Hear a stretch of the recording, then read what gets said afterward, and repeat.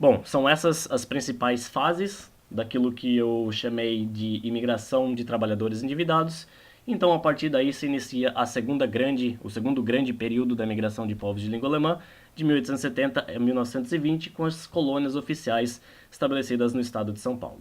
Há fundamentalmente dois tipos de colônias oficiais, dois tipos de colônias a serem estabelecidas.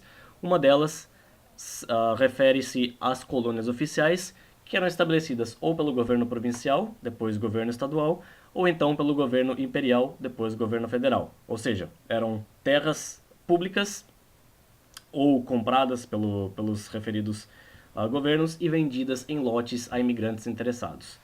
E o segundo tipo de colônia eram colônias privadas, ou seja, proprietários de terra que decidiam vender as suas terras e geralmente o faziam a imigrantes. O que é interessante de observar é que esse debate entre colônias oficiais e imigração de indivíduos endividados é um debate já muito antigo. Ele já vinha ocorrendo desde a década, por exemplo, de 1820, quando os primeiros imigrantes, ainda antes dos trabalhadores contratados para o caso paulista pelo senador Vergueiro, quando os imigrantes foram contratados em 1828, 1829 para irem a Santo Amaro. É um tema que eu não abordei aqui porque está fora do período considerado na análise.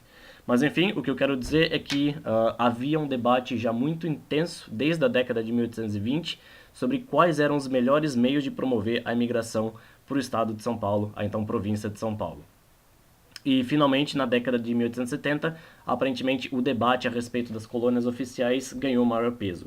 A ideia dessas colônias oficiais, que já haviam sido estabelecidas, por exemplo, no Rio Grande do Sul e em Santa Catarina, no caso de São Paulo era um pouco diferente, porque o primeiro grande objetivo dos fazendeiros era atrair mão de obra barata para as fazendas.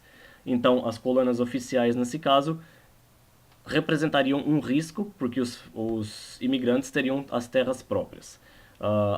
Apesar disso, essas colônias foram desenvolvidas pelos governos provinciais e estaduais e pelos governos federal e anteriormente imperial. E um dos argumentos é que, na realidade, elas proviam uma margem maior de manobra na contratação de trabalhadores. Se os trabalhadores estivessem em seus próprios lotes de terra, eles ainda assim poderiam trabalhar temporariamente nas terras de fazendeiros que os contratassem.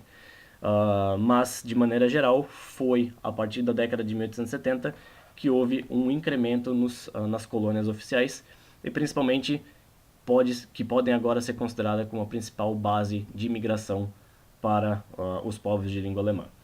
Em geral, essas colônias elas não eram baseadas em nacionalidades específicas, diferentemente, por exemplo, do que aconteceu em maior escala em Santa Catarina e no Rio Grande do Sul. Aqui, ou em São Paulo, as nacionalidades eram geralmente presentes conjuntas nas colônias oficiais. Havia uma maioria de imigrantes de povos de língua alemã nas colônias Campos Sales, localizada no município de Cosmópolis, e na colônia Nova Europa, localizada no município de Bitinga. Foram essas, então, as iniciativas desse período. No início do século XX, principalmente nas décadas de 1910 e 1920, houve uma expansão muito significativa da fronteira agrícola paulista na direção do oeste paulista. Tanto a expansão da fronteira agrícola em si mesma, quanto um desenvolvimento das ferrovias que permitiu a ligação dessas regiões com as antigas regiões cafeeiras do oeste paulista, a região de Rio Claro, Limeira, Campinas, por exemplo, ligando-se agora ao extremo oeste do estado de São Paulo, e aí então permitindo ainda uma expansão ainda maior da cafeicultura no período. É nesse contexto que se fundam novas colônias de imigrantes de povos de língua alemã, principalmente nas regiões do extremo oeste do estado de São Paulo e nas regiões fronteiriças com o Paraná. Aqui só para citar alguns exemplos de casos relativamente famosos, em Presidente Venceslau, por exemplo, houve a criação de basicamente 3 colônias de origem alemã, as colônias Quellenthal, Tannenberg e Aimoré. Em Assis, 2 casos também bastante clássicos, a colônia rio-grandense e a nova rio-grandense. O trabalho da Renata Varolo, recentemente publicado em livro, merece bastante atenção aqui, sobretudo pelo caráter relacionado às políticas educacionais. E há outros diversos casos. Vocês podem dar uma olhada depois no artigo a que eu fiz a referência. O que é interessante de observar, porém, é que, apesar de haver uma nova modalidade de imigração, apesar de os imigrantes agora virem para as colônias oficiais e não mais como trabalhadores endividados, ainda assim existe certo padrão sendo repetido no que havia ocorrido anteriormente. Eu cito nesse artigo, por exemplo, as propagandas relativamente abusivas que eram feitas. A ideia de que se encontraria um grande paraíso nas colônias oficiais e nas colônias privadas vendendo terra.